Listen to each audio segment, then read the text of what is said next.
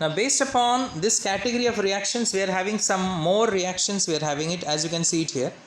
Reaction with PCl5. Now PCl5, how I have written, you see children on the screen. Cl, then single bond. It's not single bond, dot dot I have given. That means it is single bond. PCl3, then again another dot dot, that is Cl, that is single bond. Plus ROH. So what you do is that in your notebook, what you do is that you place R over Cl, O over PCl3 and H over Cl. What you will be getting? RCl, then POCl3 and HCl. For that reason I always say you that when any substance reacts with PCl5, you get POCl3 and HCl as a compulsory product. Now understood why I say? In the previous classes also, in the class 11 also, you might have heard with me that I always say that when it reacts with PCl5, any substance, it gives you POCl3 and HCl as a compulsory product. Now how you see here, you understand it here. You write the reaction again, once again in your home. When you write it, you will see a cleavage is taking place. For that reason I have shown with a red mark, you can see the cleavage wherever it is taking place. Got it? In this way. Similarly, when it reacts with PCl3, again you can see dot dot dot dot I have given, that is nothing but single bond. It reacts with 3 molecules of ROH. Why 3 molecules? Because 3 chloride is there. So 3 molecules of ROH I have taken. So what you will get? You will get 3 RCl. Then automatically you can see after getting 3 RCl, what you get it? You get 3 hydrogen, 3 oxygen and 1 phosphorus. So hence H3PO3, that is phosphorus acid. Very simple. In this way you studied. It will be easier for you. And it is not true for only alcohol. It is true for any reactions when it reacts with PCl3.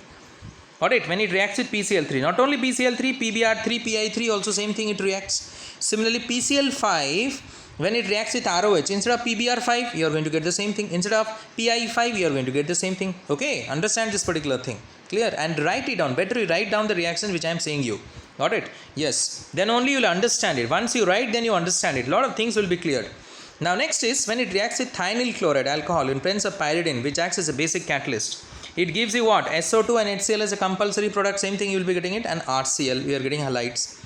Now next is you can see I have done, that is ammonolysis, reaction with ammonia. That is when we are taking alcohol. You can take here methyl alcohol I have taken. You can take ethyl alcohol, propyl alcohol, any alcohol you can take it.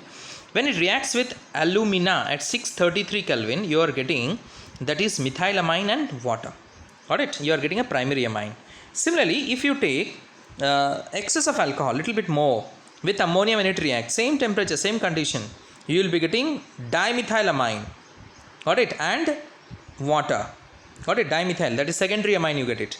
You are taking still more of alcohol and you react with ammonia in presence of Al2O3 and 633 Kelvin. Remember here that Al2O3 acts as a dehydrating agent. It acts as a dehydrating agent. Alumina, it acts as dehydrating agent. Remember that.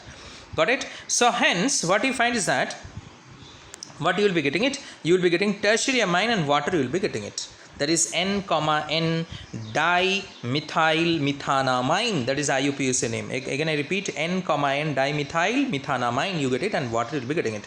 So in this way you can see the reaction is being taking place and it's also a temperature dependent reaction. This reaction is a temperature dependent reaction, mind it.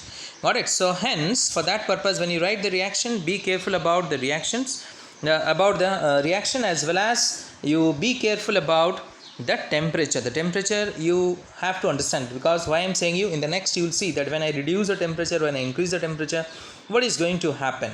Got it? What is going to happen, that you are going to see that particular thing. Okay. Achha. So in this way understood I think this reactions. And in the previous one, that is in the previous reaction which you have seen it, that is with halides, that is alcohol with HCl.